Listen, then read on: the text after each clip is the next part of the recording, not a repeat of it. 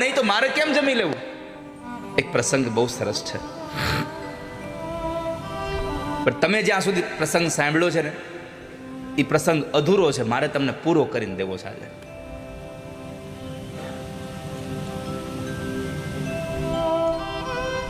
તમને બધાને આછી ખબર છે,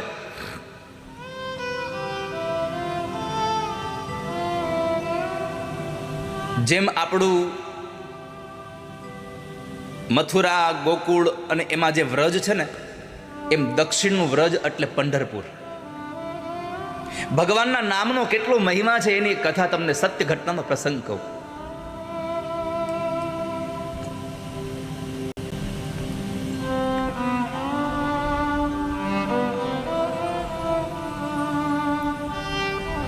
પંઢરપુરમાં ભગવાન પંઢરીનાથ બિરાજે અને એ પંઢરપુરમાં એ દક્ષિણનું વ્રજ કહેવાય. એ વ્રજમાં ગોરા કુંભાર, બહુ દિવ્ય કથા છે ગોરા કુંભારની, પણ તમે બધા કેટલી જાણો છો કે માટી ખૂંદતા ખૂંદતા છોકરો પણ હારે ખૂંદાઈ ગયો તોય ખબર ન રહી, પછી ભગવાને છોકરાને સજીવન કર્યો. આટલી કથા તમને ખબર છે, પણ તમે જુઓ ભગવાનના નામમાં કેટલો માણસ રત છે, એની બહુ દિવ્ય કથા છે. પુનિત મહારાજે એના આખ્યાનોમાં લખ્યું છે,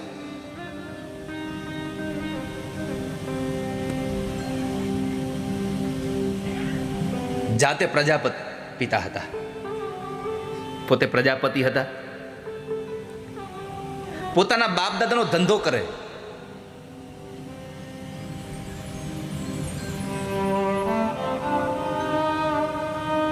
બાપ દાદાનો ધંધો કરે ને એ કોઈ દિવસ દુખી ન થાય.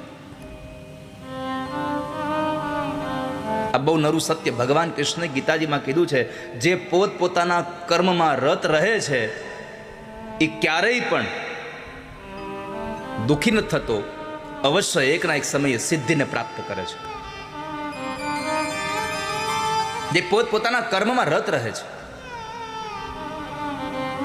ભગવાન વિઠ્ઠલના અનન્ય ભક્ત છે.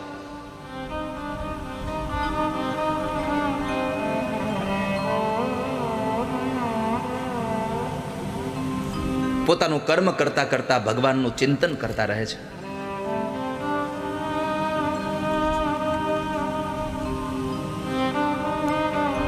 પત્ની પણ એટલા જ સારા છે,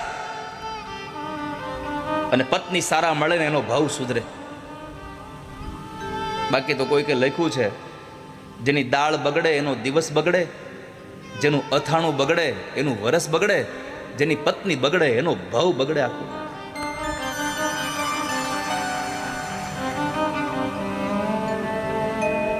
પણ એને સ્વીકારવાની વૃત્તિ હોય તો ભાવ સુધરી જાય. પુનિત મહારાજ લખે છે કે નરસિંહ મહેતાના પત્ની માણેકબાઈ હતા તીખા મરચા જેવા.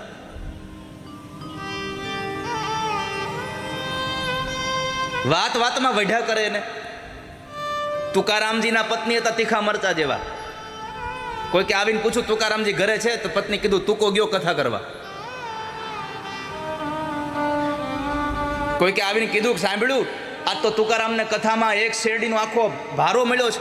હે ઓહ બહુ સારું લ્યો ખાસું. અમે ઘરે આવ્યા તો એક રાડું લઈને આવ્યા. તુકારામજી બધાને દેતા આવ્યા વચમાં. કોઈ કે આવીને કીધું તું આખો ભારો આપ્યો છે. અને એટલો ક્રોધ આવ્યો પત્નીને, એ હાથમાંથી રાડું લઈ અને વાહમાં બે વળગાડી. એ શેરડીના હાટાના બે ટુકડા થયા. તો તુકારામે કીધું વાહ ભગવાન વાહ, આ મને ન આવડ્યું, આ મારા પત્નીએ કર્યું, અમે બે એક એક હાટો લઈ લેવું લ્યો. આવી જેની સહજતા છે, મારો કહેવાનો વાત ભાલા ભક્તજનો, અક્રોધ, જેને સાધુતા છે, જેને બધી જ વસ્તુ સ્વીકારવાની વૃત્તિ છે, એના સંસારમાં દુઃખી કોણ કરે કયો લો? દુઃખી તો એટલા જ છે જેને સ્વીકારવું નથી ને એ દુઃખી થયા છે. જેને સ્વીકારી જ લેવું છે એ દુઃખી નથી ક્યારેય.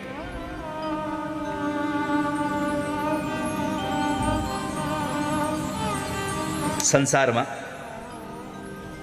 પોતાના પત્ની સાથે પોતાનું જીવન ચલાવે, એકદમ સરસ રીતે પોતાનું જીવન ચાલે છે.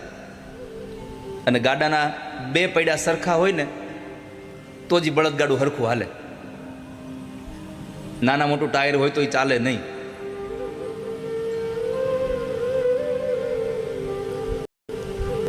સંસારે સરસા રહી જીવે દંપતી પુનીત પ્રભુની પાસે પહોંચી જાય છે.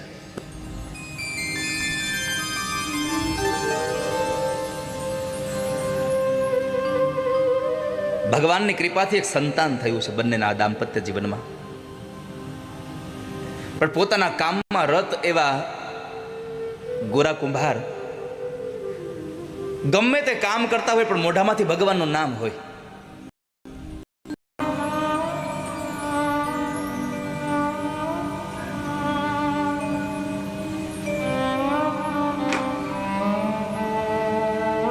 ગોરા કુંભારના પત્નીને પાણી ભરવા જવું છે. અને જ્યારે પાણી ભરવા જાય ત્યારે પોતાના પતિ બરાબર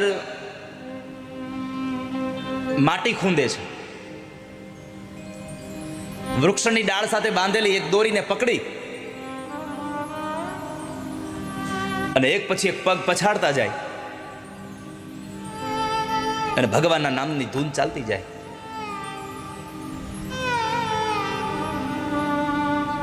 માજા વિઠ્ઠલ વિઠ્ઠલ વિઠ્ઠલા માજા વિઠ્ઠલ પાંડુરંગા માજા વિઠ્ઠલ વિઠ્ઠલ વિઠ્ઠલા માજા વિઠ્ઠલ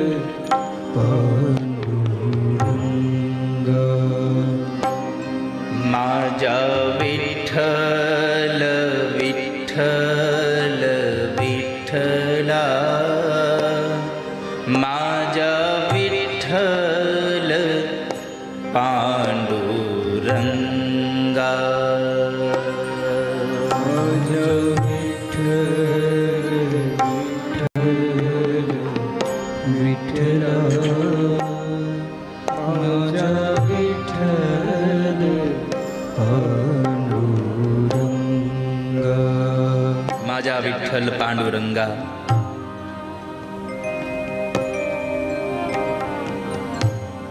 હે મારા વિઠ્ઠલ, હે મારા નાથ. એક પછી એક પગ પડતો જાય છે ગોરા કુંભારનો. પત્નીને પાણી ભરવા જવું તો એટલે પાણી ભરવા જતા પેલા સમય આવીને કહ્યું, સાંભળ્યું બાળક અંદર સૂતો છે, જરા ધ્યાન રાખજો, સંભાળજો હો તમારાને.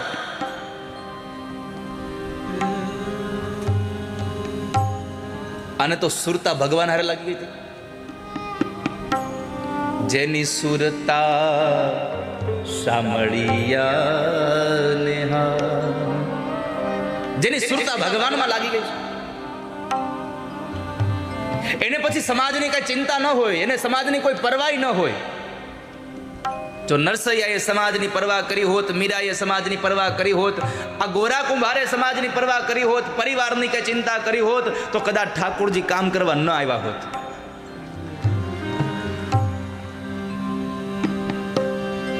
માજા વિઠ્ઠલ વિઠ્ઠલ વિઠ્ઠલા માજા વિઠ્ઠલ પાંડુરંગા માજા વિઠ્ઠલ વિઠ્ઠલ વિઠ્ઠલા માજા વિઠ્ઠલ પત્ની કઈ નીકળી ગયા, પણ પોતાનું ધૂનમાં ધ્યાન હતું એટલે ખાલી કીધું એ હારું સારું કહીને સુરતા સાંધી, જાલી રસ્સી ઊંચે બાંધી. સુરતા લાગી ગઈ ભગવાનમાં અને પછી ઊંડી સમાધિ લાગી ગઈ. આંખો બંધ છે, પોતાના કામ માટે પગ ચાલે છે, પણ એક વાત છે વાલા ભક્તજનો, મોઢામાંથી એક જ નામ નીકળે, વિઠ્ઠલ વિઠ્ઠલ વિઠ્ઠલ.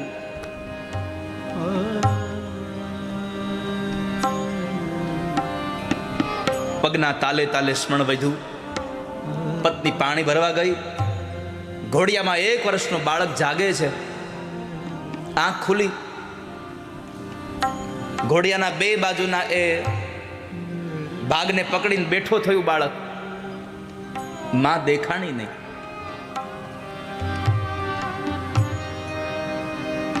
બાળક ધીમેકથી નીચે ઉતરી ગયું. ઘરમાં ચારેય બાજુ બાળક ગોતે છે.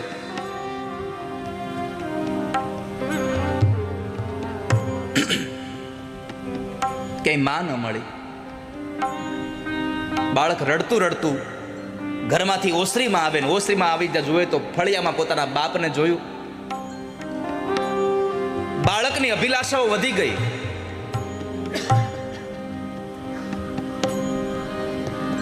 જ્યારે ગોરા ભગતને ખબર નથી કે મારો દીકરો જાગીને આવ્યો. બાપ દીકરા પાસે ન આવ્યો તો દીકરાએ બાપની પાસે જવાનો નિર્ણય કરી લીધો.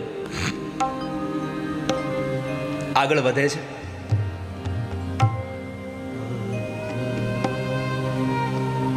જે જગ્યાએ દીકરો ચાલીને જતો હતો, જ્યાં બાપ પોતે માટી ખૂંદે છે,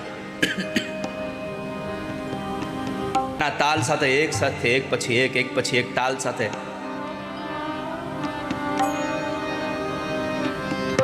આંખો બંધ છે. 2 હાથે રસ્સી પકડી છે.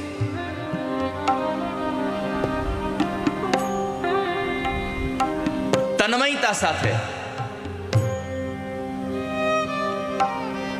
માજા વિઠ્ઠલ વિઠ્ઠલ વિઠ્ઠલા, માજા વિઠ્ઠલ પાંડુરંગા. માજા વિઠ્ઠલ વિઠ્ઠલ વિઠ્ઠલા, માજા વિઠ્ઠલ પાંડુરંગા. બાળક છેક સુધી પહોંચી ગયું બાપ પાસે.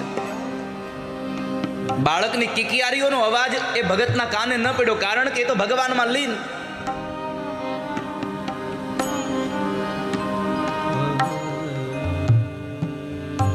ઘટના ઘટી કે બાળકે ત્યાંથી ઊભું રહેવાનું બંધ કરીને બાપ જે ગારું ખૂંદે છે એમાં ગોઠણિયાભર ગયો. પણ ગોરા કુંભારને ખબર ન રહી કે મારો દીકરો અહીંયા પહોંચ્યો છે. એક પછી એક પગ દીકરાના માથા પર પડ્યા અને દીકરાની માટી માટીમાં ભળી ગઈ. ખબર નથી ગોરા કુંભારને કે દીકરો અહીંયા ભળી ગયો, મરી ગયો. થોડી વાર થઈ અને પત્ની પાણી ભરીને આવે છે. ઓરડામાં જાય છે તો ઘોડિયામાં બાળક નથી. હેફતાઈ ગઈ, આ મારું છોકરું ક્યાં ગયું? ઘરમાં ગોતે છે કે ઘરમાં મળ્યું નહીં. આડોશી પાડોશીમાં જઈને એને બાજુમાં રહેલી બેનને પૂછ્યું છે કે એ ચંદ્રભાગા, તારી કૌશલ્યા મારા છોકરાને રમવા લઈ આવી છે? અરે નારે બુન, મારી કૌશલ્યા તો હજી હમણાં જ જાગી છે. તારા છોકરાને એ નથી લઈ આવી હો. બીજા પાડોશીના ઘરે, ત્રીજા પાડોશીના ઘરે પૂછે છે મારા દીકરાને જોયો છે, તમે કોઈ લઈ આવ્યા છો અહીંયા? કોઈ હા નથી ભણતું. અને અતિશય પ્રેમ હોય ને એના માટે પણ તમને વિચારો ખરાબ જ મંડોય આવવા. દીકરો રમવા ગયો હોય, મારા ગુરુજી એક દ્રષ્ટાંત દે, ડોક્ટર અમૃતલાલ ભોગાયતાજી, કે જેને વધારે પ્રેમ હોય ને એના પ્રત્યે એને જરાક પણ આમ તેમ થાય ને તો એના પ્રત્યે આપણને સારા વિચારો ન આવે, આપણને ખરાબ વિચારોની સરવાણી ફૂટી જાય. દીકરો રમવા ગયો હોય, ક્રિકેટ રમવા, અને કહીને ગયો હોય કે માં હું 10 વાગે આવી જઈશ.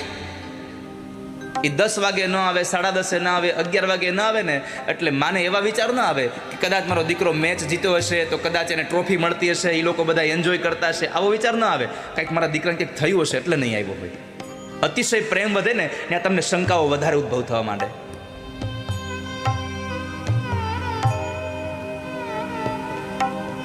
અહીંયા ગોરા કુંભારના પત્નીના મનમાં વિચાર માંડ્યા, મારા દીકરાને કોઈક લઈ તો નહીં ગયું હોય ને.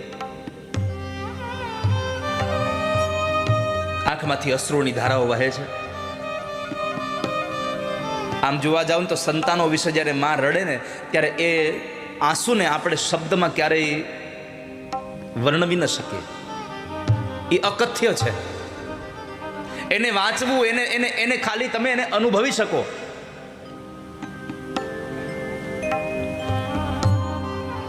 આ સંસારની બધી જ વેદનાઓ માત્ર ને માત્ર તમે અનુભવી શકો છો. વેદનાને તમે ક્યારેય વાંચી ન શકો. આપણને કોઈ ગુમડું થયું હોય ને કોઈ પૂછે કે કેમ છે, તો કે દુખે છે. વધારે પૂછે કેવું, તો કે બહુ દુખે છે. પણ કેવું દુખે તમે કઈ ન હકો.